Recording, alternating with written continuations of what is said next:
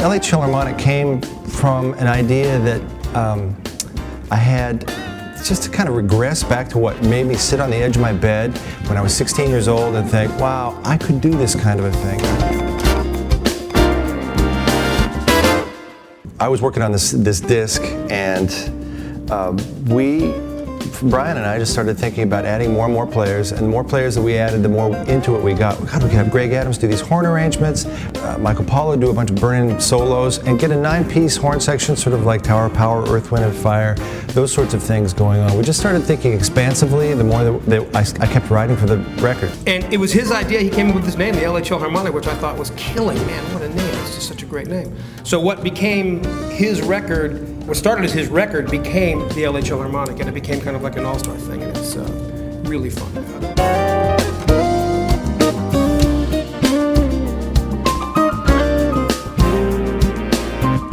What's really interesting about the project, what we do live, because it's a brand new band, so we're still kind of figuring out the music, because the record is a lot of original material and different songs. What we do live, we do a couple songs off the record that we do live. And then it's an all-star band. It's Greg Adams, it's Gregg Karukas, it's Michael Paulo, Richard, and myself, and it's cool. I mean, everybody's killing, and everybody's had #1 hits, so it's a really neat, chemistry of guys, and we do everybody's music. So if you're a big smooth jazz fan, you'll recognize literally almost every song because they've been hits for everybody. And it's just fun. We have a great time. Lots of smiles on stage, which is what it's about. LA Chillharmonic is just star after star. It's like the coolest all-star setup. Everybody's very generous, and if you want to go there, you just go there. Everybody supports it, and it's a great feeling that you have you're secure. This band, when I turn around and I look at Bromberg, man, I look at Gregg Karukas and Greg Adams, I mean, not only great musicians, but great writers, producers, and Richard Smith. It's an honor for me.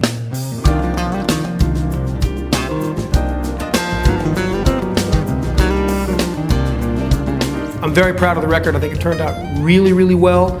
And because I love Richard, I hope it's tremendously successful for him because he deserves it, But besides that, the record's a really an enjoyable listen. People that listen to the record really like the spirit from the beginning to the end, and that's what's cool. And when you see the band and you put the record together, it's totally cohesive because it's about the spirit. So that's for me is what the record's about. This is my 9th album. I get the honor of being called a veteran of smooth jazz.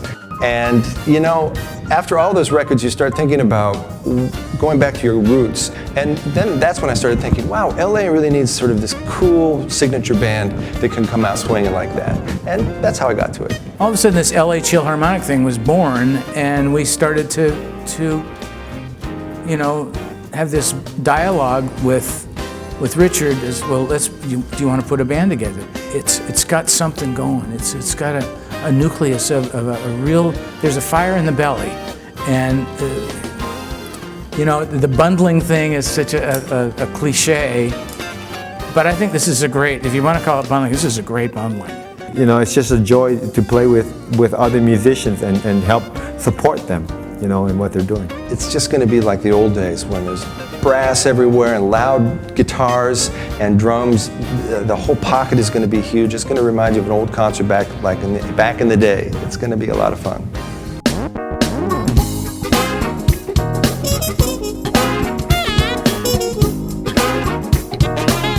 One of the singles that we're starting with, Boogie on Reggae Woman, is a signature 70s tune. This is like my anthem from high school.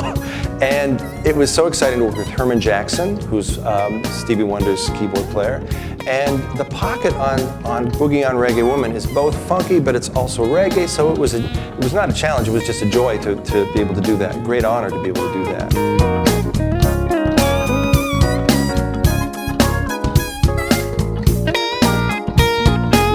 Second single is called Back in the Day, and that one really sort of encapsulates the record.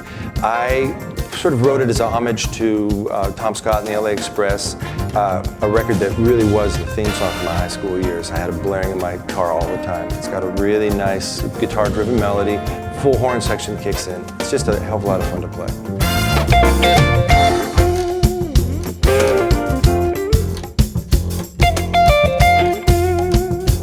The thing about Richard that's really cool is, first of all, he's a tenured professor at USC. He's like a professor. He knows music, he writes it, he arranges it, he understands. He's a great teacher. He's built a huge program at USC. It's one of the best schools in the world, right? So he comes with tremendous credibility from that, and he's a killing guitar player. He loves to shred. So it's neat. It's very rare that you find a guy that really likes to shred and get funky and play the blues and whatever, who also understands education. He manages to walk the line in both, and it's really, really cool.